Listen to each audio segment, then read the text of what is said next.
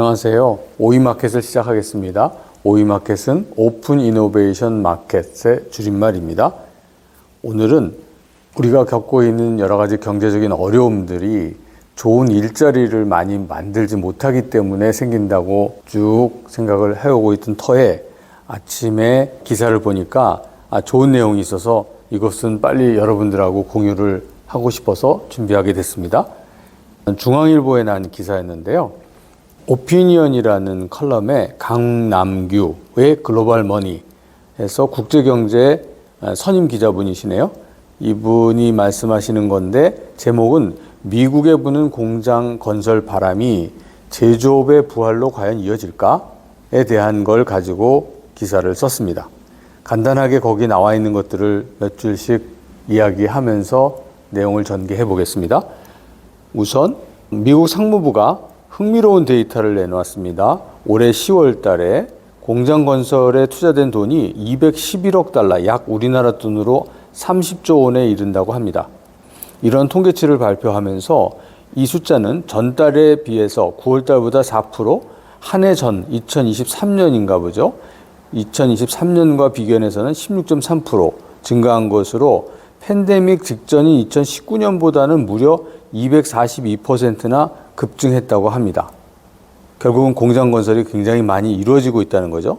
그러면 이러한 어떤 공장 건설의 내용은 보면은 반도체와 전기차, 전기차 배터리, 전자제품 공장들이 주로 세워지고 있다. 이렇게 설명을 하고 있습니다.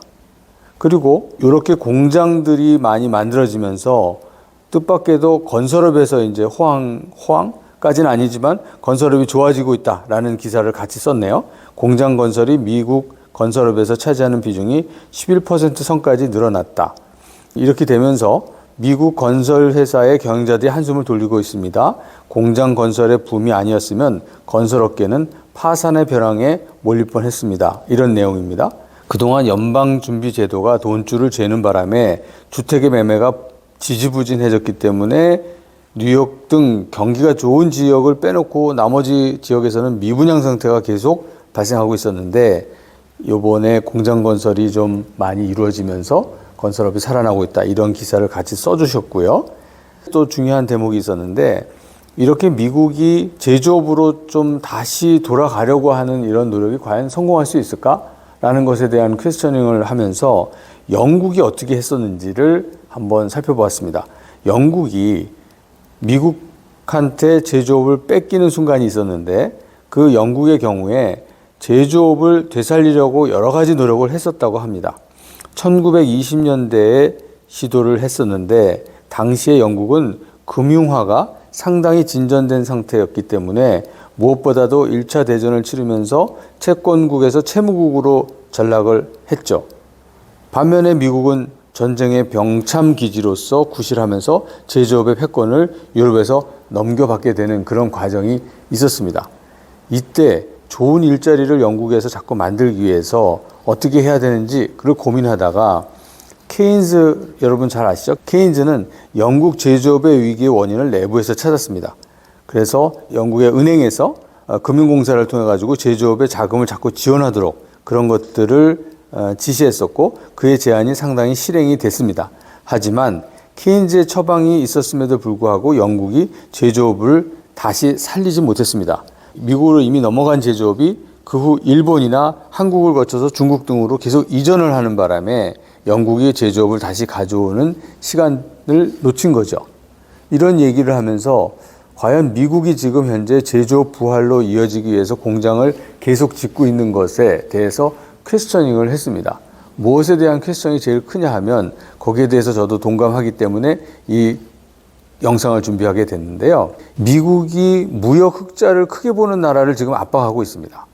그래가지고 일본도 그렇고 우리나라도 그렇고 중국도 그렇고 무역 흑자를 크게 보기 때문에 당신들이 뭔가 여기다가 제조업을 우리가 더 활성화시키기 위해서 공장을 짓고 여기서 제조업 행위를 하고 고용을 창출해 주라 라고 푸시를 하고 있는 건데 이게 전부 미국이 내 탓이다, 그러니까 당신 탓이다라는 거를 주장하고 있는 거죠.